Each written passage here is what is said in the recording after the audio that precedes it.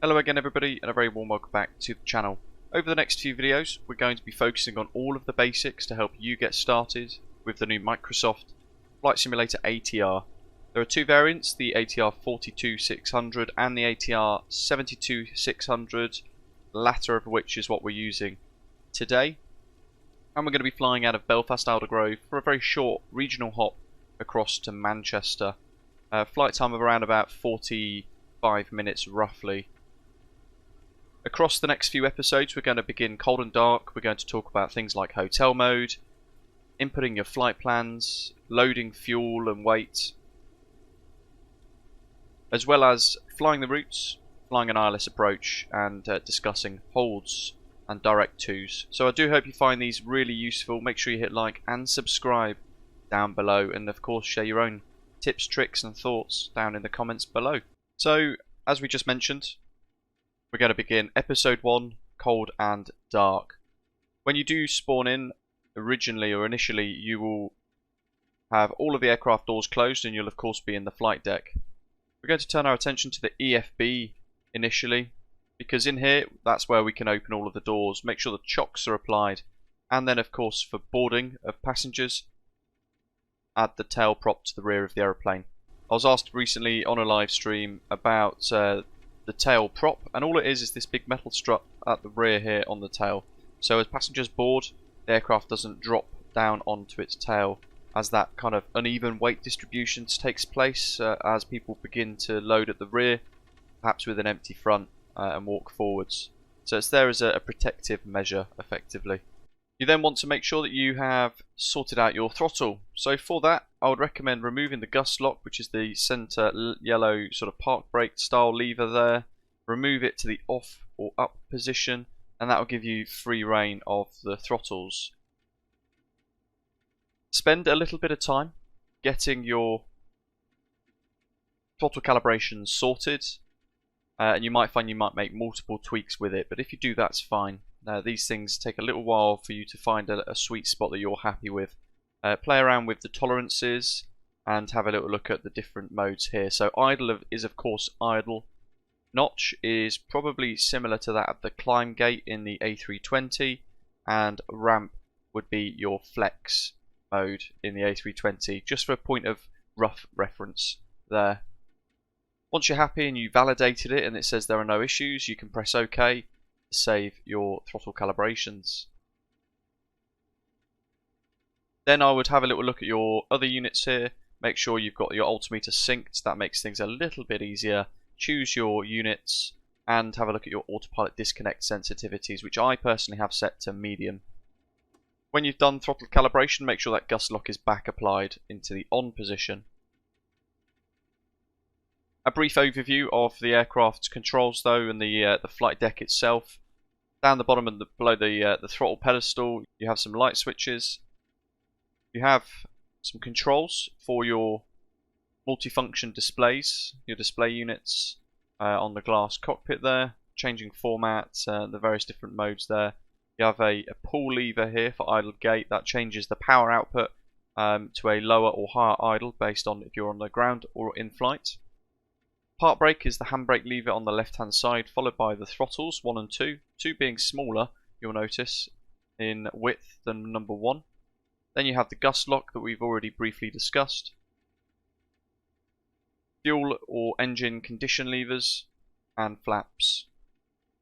MCDU 1, MCDU 2, weather radar controls in the centre.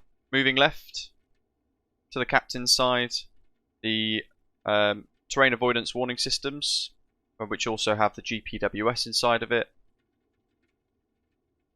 Speed target, pressure setting knob, and your decision heights or minimums, altitudes, selector knob and dial. Primary flight display on the left most likely, followed by the nav display, engine instruments, standby primary flight display or artificial horizon there. Power management, very similar to that of the BAE 146, where you're selecting different modes based on the phase of flight. Very short runways you may wish to use boost to really add full power to the engines if you want. The left of the center display, your display unit 3, you've got your anti-skid followed by the test, your landing gear indications and the landing gear lever, we need to make sure that's down when we're starting from cold and dark. Manual landing elevation source selector switch, when it's off with no lights, it's feeding the data from the FMS automatically, but you can press it to manually trigger and set a selected landing elevation. Dump for quick evacuations after landing perhaps. Ditch, exactly for ditching. It seals all of the valves up to try and help allow the aeroplane to float for a little longer if you want to replicate the miracle of the Hudson. And then you've also got your autopilot panel here, which is very crude and very basic. We'll go through a couple of features within it, but there are a couple of modes like speed hold that you're probably not going to use. And for descent, we'll go into it in depth on that episode. I tend to avoid using VNAV as well. Standby compass, really cool. Pops out, it is animated, it does work, and then you can fold it away. Master caution and warnings on the left above the two captains' displays. And then in the overhead panel, two fire switches for engine 1 and 2, followed by the test switches and indication lights. Starting with column 1 though, working down from that fire lever, we have a flight control panel with the backup landing gear indication display, followed by the doors, fuel systems, basic lighting. Column 2 gives us our cockpit voice recorder, functions at the very top there with a test and an erase. Electrical panel, including battery switch. Engine start below that. Followed by the prop brake, really important switch. And then our light switches as well. Column 3 gives us our hydraulic power, electrical wild power, probes. So moving down from probes and windshield heating goes into anti-ice and de-icing switches. All of this whole section of the column here is dedicated just for that. Protection of the airframe through icing conditions. Seatbelt signs, no smoking signs, and the evacuation signs, emergency exit lighting. And then on column 4, fire switch. Oxygen supply, it will be on in flight. Avionics vent, you'll leave that pretty much on automatic all the time. And then your air conditioning systems as well on the right hand side. You'll notice that everything is linked here. So when you're thinking about engine start, for example, on the left you start with the pumps, you work round, pop your light on. For hotel mode, we'll make sure the prop brake is active, and then you start the engine like so. Once the engines are fired up, above that you make sure the generators are on. So there's this nice little flow with the aeroplane.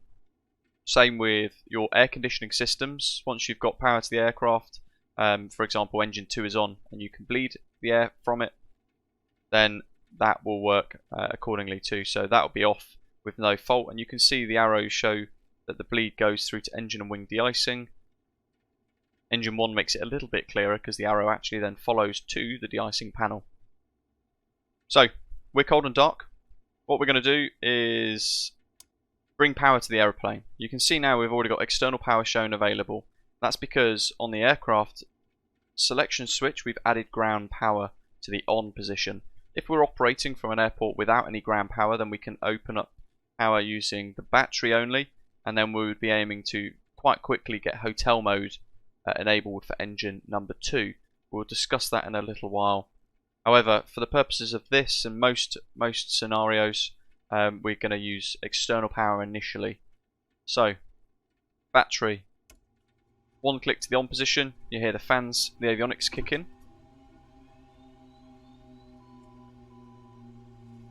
Pop your lav lights on, and with external power available, switch it on, and the AC wild electric power can go on too.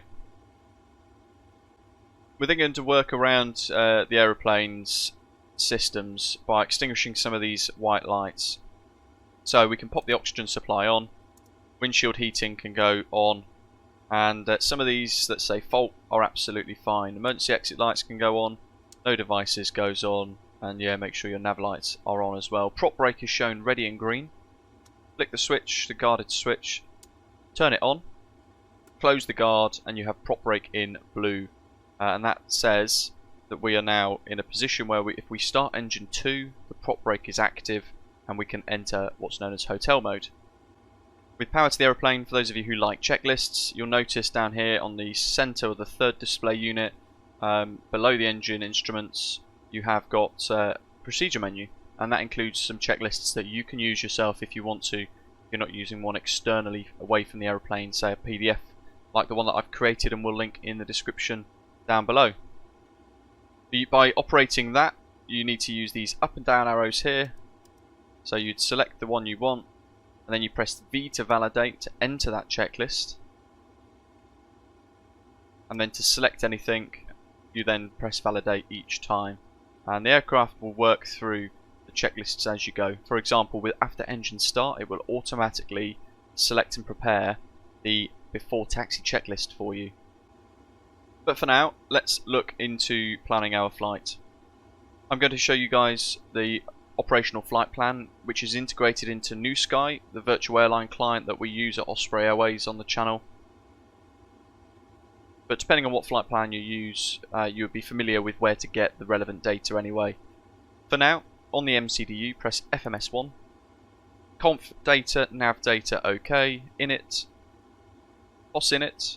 Now you can leave it as it is, or you can just select GPS position for that first flight of the day and add it in like so. From there, we're going to look at weight.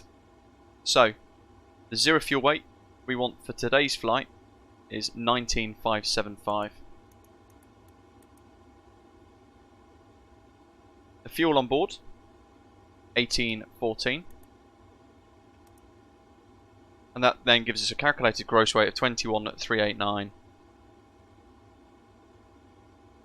Which is a little bit higher than what we have expected in the OFP, but it's fine, it's still within the limits. We just have to bear that in mind with any other performance calculations.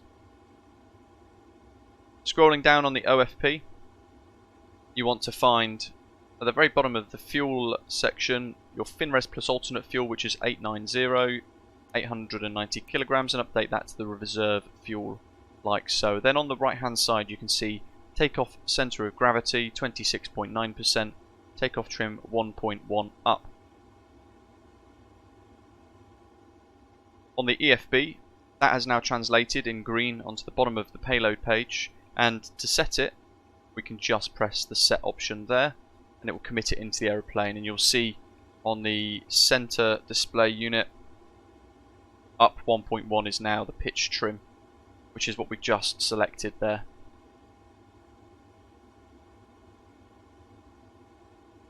It's worth at this point, if you get chance and you've got the weather to hand, just making sure you've got the local pressure set. But we'll keep our attention on the MCDU.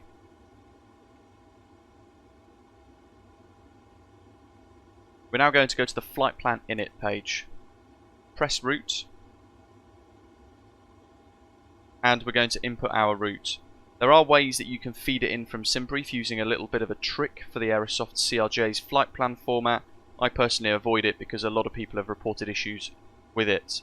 The aircraft as well itself will typically operate very short, simple sectors without really complicated airways and route strings that you need to input. So this doesn't take very long at all.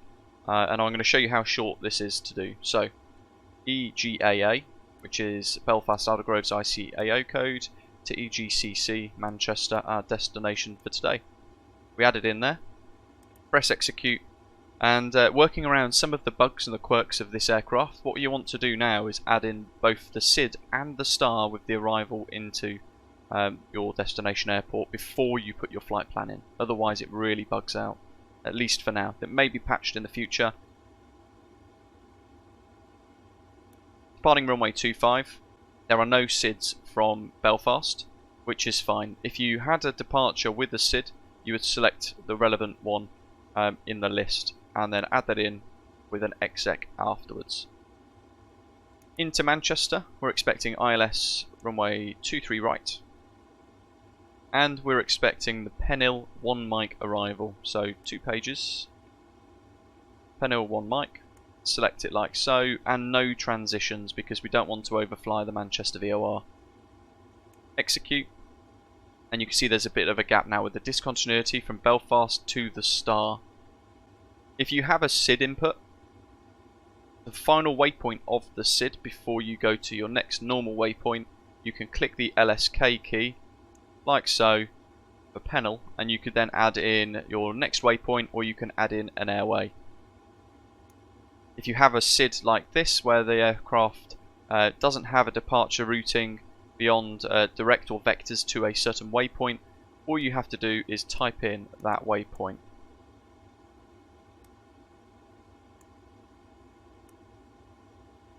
Add it in like so. If there are more than one, it should give you the closest up top.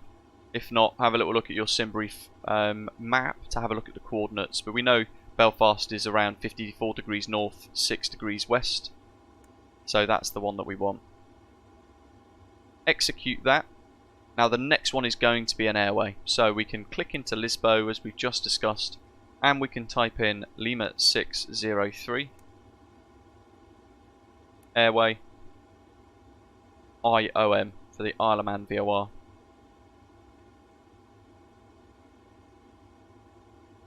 If that happens, that is absolutely fine. Find IOM, click it, and execute. Don't be tempted to continue like you could in a really high fidelity aircraft like Phoenix or the PMDG aircraft, where you can add in all of the route strings and airways. Same with the Flabawar A32NX. Don't be tempted with this, because I've found more often than not it crashes and freezes itself out and gets all confused. So add the first, go back, find IOM, which is the last waypoint in the airway that we've just selected, and if you want to, you can go ahead back in and add the next airway accordingly. So IOM Lima 10 to PENIL, which is the entry into the star at Manchester that we're using today. So we add that in, gets confused, it's happy there's only the one, execute, return, return again, and then we can have a look at the other waypoints too. So Kelly, Castle, Penny, Kelly, Castle, Penny, and you'll find that the aircraft does this sometimes when you do put in your nice route. All you need to do is individually clear each of the bugged out waypoints until you get your discontinuity back. And you can see here there's a double PENIL. That's fine. We'll clear the one at the top because the other one is for the star, and we'll then clear the discontinuity, sorry, to link Castle to PENIL into the star. Execute, goes green, done. It's worth at this point selecting PERF, the performance page, and you're going to want to make sure that depending on where you are flying around the world, the transition altitudes and levels are different, but you need to make sure that you have selected the correct transition altitude for your departure. In this case it's 6,000 feet. Check the data for the runway length as well, and you have your V-speeds displayed like so. So rotating at 109 knots, the same as V1, V2 113. Press next. You can add in your en route winds if you wish, your average winds and your alternate. And you want to add your cruise altitude in as well.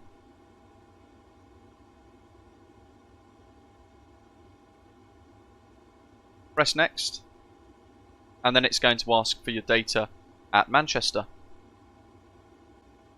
Currently the winds are variable at 3 knots, no cloud detected, QNH 1016, so we can add 1016 down here. We can add in winds variable at 3, but we could leave that set to whatever we want effectively. You'll notice when you do input a wind though, as we just did, it'll only give you the degree first, then you have to go slash and add the wind data in again. If you have a gust, then you'd have to do slash once more and add the gust in separately. Make sure your transition level is set for the descent, going back down from standard to local pressure, and then that's everything done. Because these typically operate shorter routes, you will find that actually it is easier for you to configure for a lot of this on the ground before you depart. If we then click RMS, we can have a look at some of the different radio functions, which are also mirrored at the bottom of your nav display. The one on the bottom of the nav display is displayed by these 3 different switches here, so you can toggle between COM, which is what it's on at the moment, nav, and surveillance, which is your transponder. So depending on what you think is easier, you can either use the one on the nav display or display unit 2, or use the one inside the MCDUs, whichever you feel most comfortable with. But they both effectively operate the same way. The one on the screen you can click and you can add in your frequency. You don't have to worry about the decimal point, so Unicom on VATSIM is 122.8. I can type 1228, enter, transfer across like so. Similarly, the same happens here too. So in the standby frequency, I can add in 1, 2, 3, 4, 5, and then press to switch between the 2. Same with transponder, you can either change it up here or in the MCDU. In here it would be in the surveillance mode, and you can change between the modes standby on or altitude reporting off. And TCAS you can set to automatic, standby or TA only. On the nav function though, this is where it gets really quite vital. To get to the nav page of the MCDU, you just press the nav button there and it will flick the page across. You want to make sure that you have your ILS approaches tuned in here really carefully. We'll go into that in a little bit more detail before we do make Manchester. Having a look, however, at the charts at Belfast Aldergrove, you can see here that initially it's flying runway heading before then vectoring direct to LISBO, which is fine. So we're going to depart using heading mode, but also we need to select a climb altitude. We need to cross LISBO at or above 4,000 feet. Although if we're unable to comply with that, that little number 1 there says we need to inform ATC prior to departure. And then we're going to head out to Ringa, Babgoo, Silda and the Isle of Man VOR before then crossing the Irish Sea towards Manchester. There are a few things here that we could tune. So the Belfast VOR is one of them. That is on an outbound radial of 154 degrees if we were going to go direct from that VOR to LISBO. So that could be something that could be beneficial to us. So with that in mind, make sure we click nav. For the RMS, we can use the digital one in this instance. We want to tune in on the standby frequency 117.2. 1172, enter, click box, happy days. If we were going to fly and track that VOR, we'd need to turn out of FMS mode onto VILS. And we would then need to make sure that we have a course set to say 154. On the bottom left of your screen there, you can see it updating.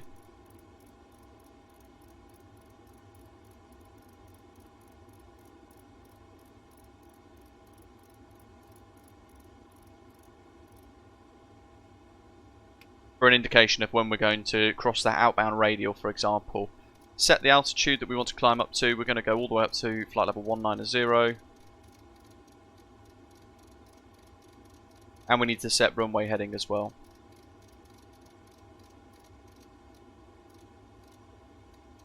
Done. And that is, folks, all of our prep for departure complete.